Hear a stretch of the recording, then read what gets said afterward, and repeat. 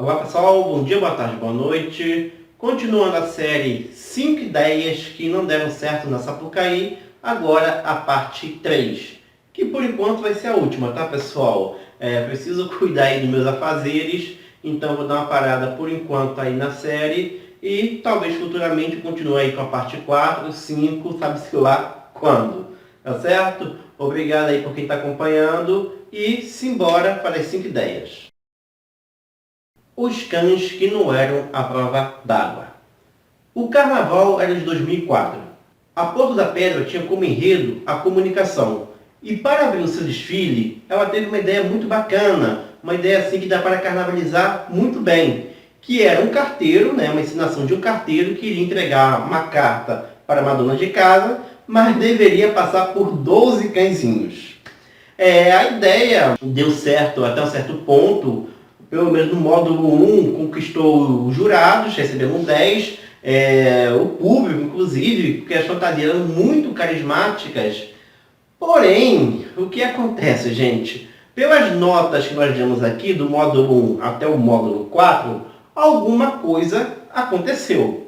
Na verdade, não foi alguma coisa que aconteceu, mas sim que vinha acontecendo, que era a chuva. E aí foi tudo para o espaço. Por quê? Por mais que as fantasias fossem carismáticas, o público ficasse lá batendo palmas, aquilo dali era totalmente fechado e ficou pesado. As fantasias ficaram pesadas e dificultaram a respiração dos componentes. E aí o resultado foi esse. Se não me engano, 12 cachorros lá no setor 1, lá no setor 4, hoje o setor 10, onde eu estava, eu recordo que era em torno de 6 cachorros, em que alguns utilizaram o tripé em forma de casinha para se refugiar, conseguir um pouco de respiração, mas a apresentação mesmo não teve, tá gente? Foi alguma coisa assim improvisada do que restou, mas a apresentação mesmo da comissão de frente não teve lá no setor 4. Uma pena, porque era uma comissão diferente que tinha de tudo, mas de tudo mesmo para ser histórica. As 3 batidas da Mangueira. O carnaval era de 2013. A Verde Rosa queria encerrar seu desfile de uma forma diferente. Queria que parte de uma alegoria, ou melhor, da sua última alegoria, passasse por cima da torre de TV. A ideia era que os fotógrafos registrassem a última imagem do desfile da escola por cima e não por baixo, como tradicionalmente ocorre. Beleza, eu acho que a ideia é até interessante, a escola se preocupar com um registro diferente para o seu carnaval. Porém, entretanto, contudo, a escola também veio muito grande, tá? Grande até demais. E, consequentemente, teve que atravessar o passo. E além de vir grande, veio com 2 baterias. E 2 baterias, gente, você tem 2 recuos lá no segundo módulo de bateria. Então, isso toma tempo. Por mais que elas não tenham perdido tempo nas apresentações para os jurados, teve 2 recuos. E a escola já estava atrasada. Consequentemente, o que aconteceu? Na correria, a escola já tinha chorado 1 minuto, quando vinha a tal alegoria, e o pessoal do apoio que deveria puxar a corda, não teve tempo para isso. E aí o que aconteceu? O que vocês estão vendo aí. Ou seja, o carro bateu na torre de TV e o pior, não foi apenas bateu, ele empacou ali, com o pessoal tentando encontrar um espaço, diga-se de passagem, uma operação até meio complicada, porque era uma espécie de V deitado, não era uma coisa tão simples assim. Então a gente tinha que arrumar a posição, então tinha que colocar o carro para trás para depois avançar. E tudo isso acabou sendo um balde de água fria no bonito e animado desfile da Verde Rosa. Uma pena também. Faltou luz. O carnaval foi de 2020. A União da Tijuca tinha como enredo a arquitetura. E para sua comissão de frente, teve a seguinte ideia. Os figurantes viriam vestidos de lápis e dariam vida a um projeto que seria uma fonte toda iluminada por LED e que também jorraria água. Se alguém chegasse antes do carnaval e contasse essa ideia, eu ia ficar muito na expectativa. Eu acho a ideia bem interessante, bem bacana. O problema todo foi a execução dessa ideia. Primeiro, a preparação. A preparação para o grande momento, que era a formação da fonte, nada mais foi do que um passinho para lá e para cá, vira para cá, vira para lá, dos figurantes. E aí, do nada, eles sobem lá na fonte e, na hora de acender os LEDs, nem todos funcionaram. Esse é o grande problema de usar tecnologia, gente. A tecnologia é uma maravilha quando funciona, mas quando não funciona, é uma decepção. E foi justamente o cara lá na ponta, né, que era o destaque principal da fonte, que não acendeu. E sem falar que destoou o colorido do LED com um tripé que era bem simples, bem simplório. Tá certo que era todo preto para dar um maior efeito, né, ao colorido, só que não ficou bacana. Ficou devendo e muito a execução dessa ideia aí da União da Tijuca. O conto da Beija-Flor. O carnaval foi de 2019. A escola de Nilópolis comemoraria 70 anos de idade e resolveu fazer uma auto-homenagem. Nada mais justo, né? Afinal de contas, a Beija-Flor é a maior campeã da era Sambódromo. Porém, gente, a forma que a escola iria se auto-homenagear era de um modo assim meio inusitado.